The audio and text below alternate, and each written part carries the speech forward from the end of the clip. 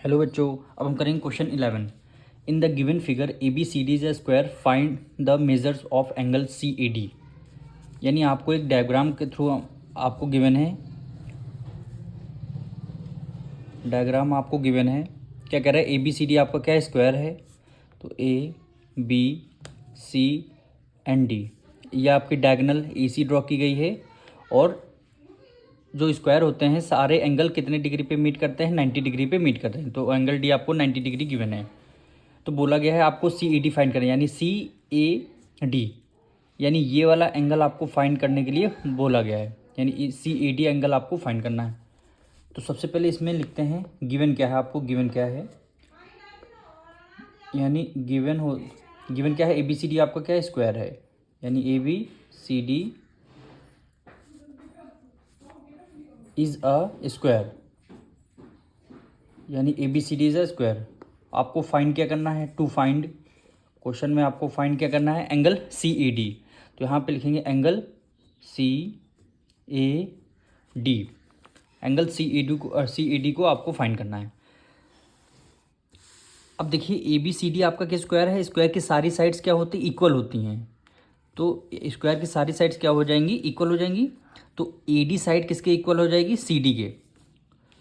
A D side किसके equal हो जाएगी, सी डी। ये आपको यानी साइड्स ऑफ स्क्वायर है, यानी यहाँ पे लिखेंगे ए डी इक्वल हो गया है किसके, सी डी के।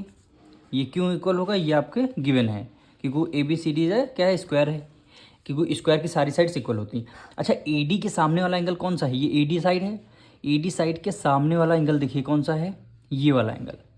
इसकी नेमिंग क्या करते हैं, angle A C D, angle A C D, ये हमने कर लिया, इक्वल लगा दिया।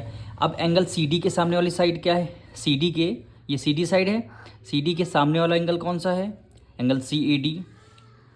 तो एंगल सी ए डी, ये क्यों इक्वल हो जाएंगे, देखिए जब साइड्स इक्वल हैं, साइड्स इक्वल हैं तो इसके एंगल भी इक्वल हो जाएंगे। क्यों जो हो जाएंगे, प्रॉपर्टी क्या है, एंगल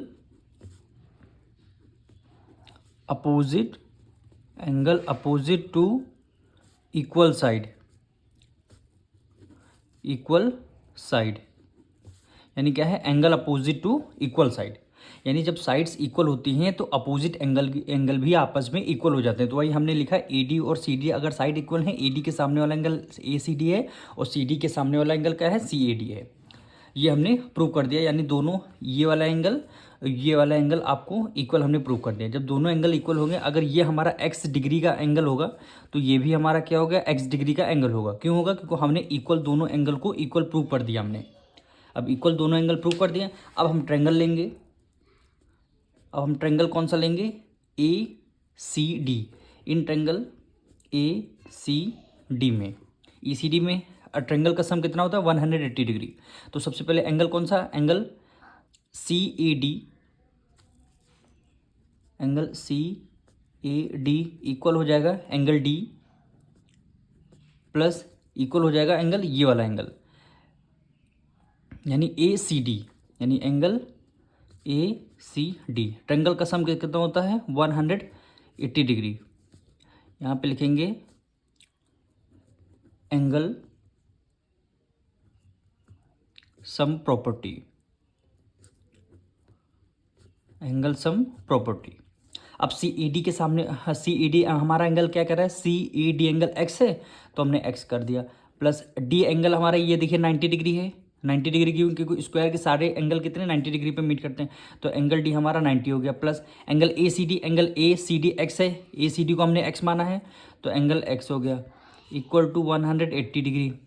अब एक्स प्लस एक्स कितना हो जाएगा, 2x हो जाएगा, इक्वल हो जाएगा 180 डिग्री। 90 उधर प्लस में है, उधर प्लस में, इधर आके किस में आ जाएगा, माइनस में आ जाएगा। यानी ये आपका 2x, यानी 2x 180 में से 90 माइनस करेंगे, क्या आ गया आपका 90 आ गया। अब 2 इधर मल्टीप्लाई में है, उधर जाके किस में हो जाएगा, डिवाइड में, यानी 90/2 हो गया। यानी x की वैल्यू कितनी आई है, 45 डिग्री। 90 यानी x की वैल्यू कितनी आई, 45 डिग्री। यही हमने क्वेश्चन में लेट किया था। एंगल सी ई डी कितना था, सी ई डी की वैल्यू कितनी, एक्स डिग्री थी, तो ये वैल्यू कितनी, 45 डिग्री। तो यहाँ पे लिखेंगे angle C A D equal to X के इक्वल, तो एक्स की वैल्यू क्या है 45 डिग्री। यही क्या हो जाएगा हमारा आंसर हो जाएगा।